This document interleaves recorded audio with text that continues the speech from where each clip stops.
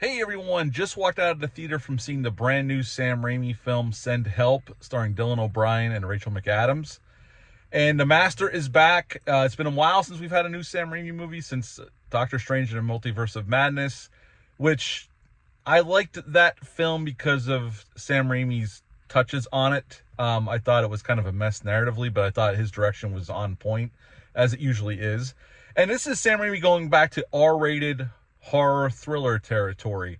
And all the descriptions online of this being like Misery, Castaway, and Lord of the Flies, that pretty much sums up this film.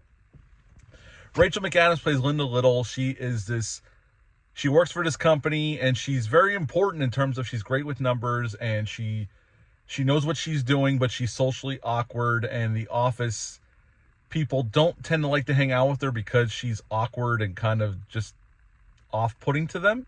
And Rachel McAdams definitely throws herself into this role. She definitely was not afraid to make herself look homely and just act very awkward. Rachel McAdams is a very beautiful woman, and she definitely plays all of that down and not afraid to do it.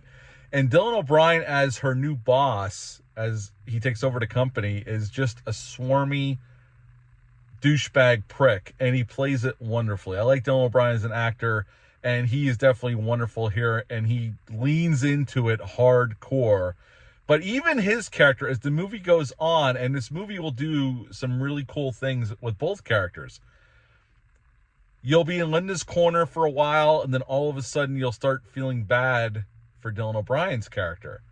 And then you'll be on Linda's side again, and it flips back and forth. And once they get to the island, those feelings, at least for me, flip back and forth quite a few times throughout the runtime of the movie, even right up until the end.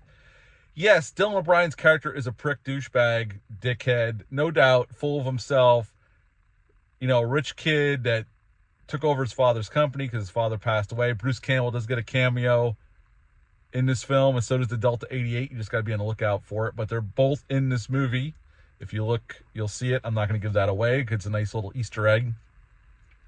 But I think they both have tremendous chemistry. On the island, it's just off the charts how they play off of each other, and that the power dynamic goes back and forth, and how you're rooting for one person and you're rooting for the other person, and you're feeling sorry for somebody you didn't think you'd feel sorry for. The movie does a nice job of going back and forth. And then in the last act, we do get a twist, for sure. And Raimi definitely leans into all of his Raimi-isms, the stuff we've loved about Sam Raimi movies since the original Evil Dead. We get an Evil Dead POV shot during the film.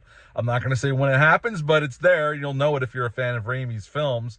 Definitely the close-ups on people right out of Raimi's playbook, and it's all here. And, you know, he is one of our masters, and he's back, and everything we love about a Sam Raimi movie is in this film. And I got to give, you know, Rachel McAdams is awesome. She gives a great performance, as she always does, no doubt. But a lot of credit has to be given to Dylan O'Brien. His character has to work, or the movie doesn't work. Just like Rachel McAdams' character has to work, or the movie doesn't work. It takes both of these actors, because they're the ones on screen for 90% of this movie. It's just them two. And without each actor giving a committed performance, this movie would not work as well. And then you got Raimi just doing what Raimi does, and you got yourself a hell of a horror thriller.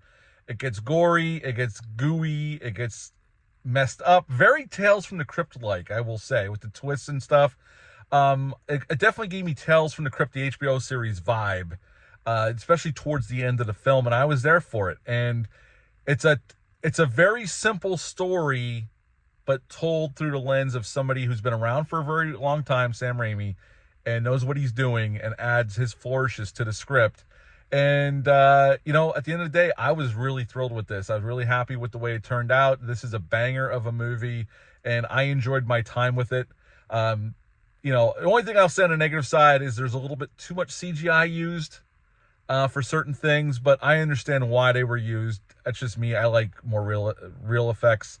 Everything shot for real, and unfortunately, you know, a lot of movies don't do that. But there is real effects here. There's real makeup effects here as well. But a little bit too much. The one downside is a little bit too much CGI. But overall, I really love this movie. It's a thrill ride, and it's a fun ride. It's funny as hell as well. I would give Send Help a 9 out of 10. 9 out of 10 for Send Help. If you've seen this one yet, leave a comment down below. Let me know. Hit the thumbs up. Hit the subscribe button. Share this video. I greatly appreciate that. That's it for this Out of the Theater reaction. But until next time, bye.